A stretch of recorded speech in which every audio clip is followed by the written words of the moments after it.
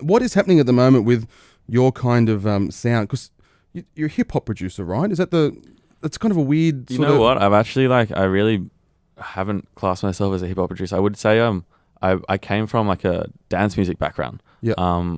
Pretty much all my music that I listen to up until the last like 2 years or so has been like dance music, straight up, like electro kind of stuff. And I've been making that before the Flume project.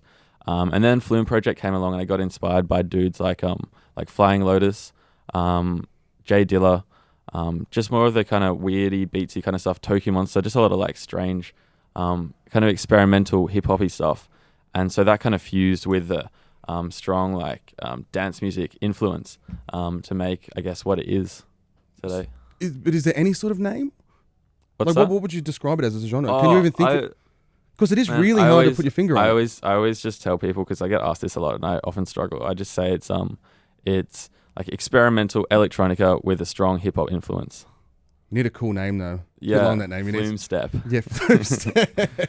It's almost like that whole genre thing's just out the window these days. That's the thing that we kind of like make it a bit fun, and we like to, you know, when we put stuff up on SoundCloud, like for example the Hyper Paradise remix, we call that like Hyperstep. Onra remix was Crunk Step.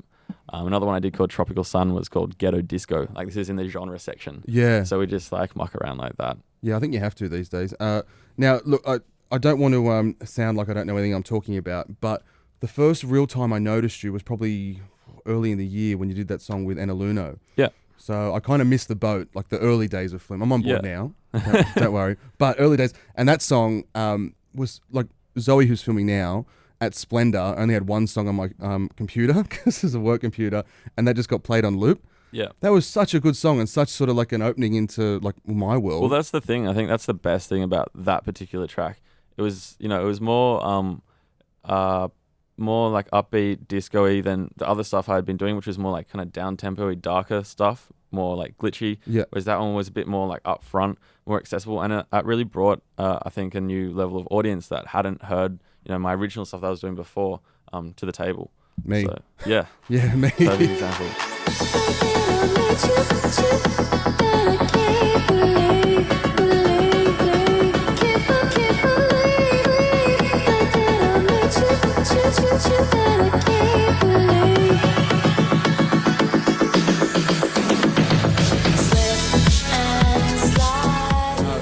Would you do more stuff along that sort of?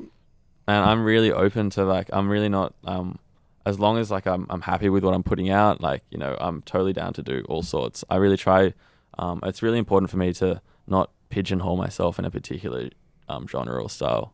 I really like to, you know, keep a really broad spectrum. And also like the thing is I get really bored like writing the same kind of song. Like if I wrote an album full of songs that sounded like Sleepless, I'd be bored out of my brain. So I really like to kind of challenge myself and, you know, write, just get weird basically and see what happens. Yes, I do. Oh, hip shaking mama, I love